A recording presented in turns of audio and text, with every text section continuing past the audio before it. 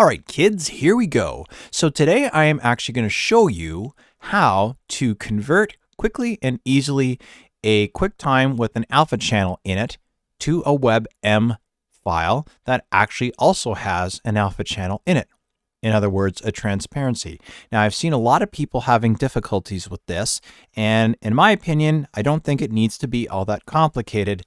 And I know people have been trying it with FFmpeg and a bunch of other types of freeware and paid software, and sometimes it works and sometimes it doesn't. Well, I have a very simple way that is completely 100% free. This is actually freeware, donationware actually, but if you don't have the money for it, you can absolutely download it. It's called Shutter Encoder, and it works fantastically. So if you are doing live streaming in OBS or vMix, or even if you want to use it as a background for Chiron without having a file so big it'll blow up your computer, this is the way you want to do it. And I have also put a link in the description below so that you can go and download it and then go ahead and use it. So we are going to presume one thing for this tutorial, and that is that you have an MOV file that is a QuickTime file that already has an alpha channel already in it, right? So you're going to need that. But if you're already advanced enough that you know you need something with an alpha channel in it, you probably already know what that is. So without further ado, let's get started. So the first thing I'm going to do is in here, I'm going to click my Browse button. So now I'm actually going to go and get my file. So my file is somewhere in here, and it is in my graphics file, and I'm going to go into my scoreboard. So I have a bunch of different sort of pre-rendered versions here. Normally I would generate these. This is just in order to show you. So I'm going to take one of my QuickTime MOV files that has an alpha channel in it, and I'm going to select it. So I'm going to hit open, or I can double click on it if I want to. So that having been said, now I have a few different options. And in order to make sure that we have a proper alpha channel in here, we're going to go down to choose function, which you can probably see here. So right now I was using it to convert something else into an H.265. That's not what we want. So what we actually want is we want to basically, you can see that we have a toggle here. And there's all these different wonderful, beautiful options here.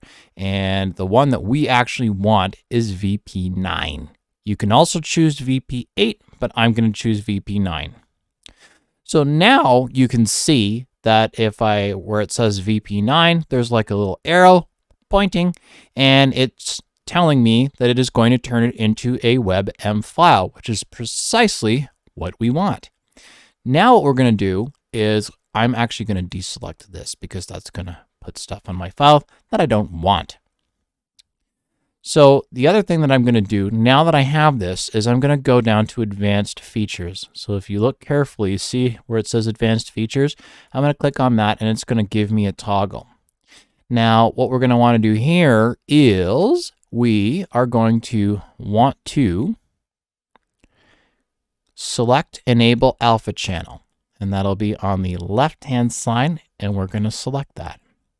And now what we're going to do is we are actually going to turn around and say start function, which is a fancy schmancy way of saying we just want it to start encoding. And now it's going to do exactly that. So you can see in the progress bar here, it's just sort of working away at it.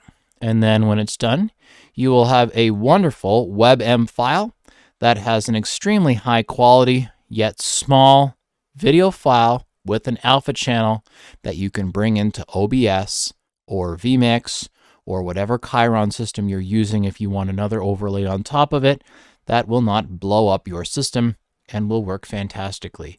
So again, this Shutter Encoder software, in my opinion, is a complete and total game changer.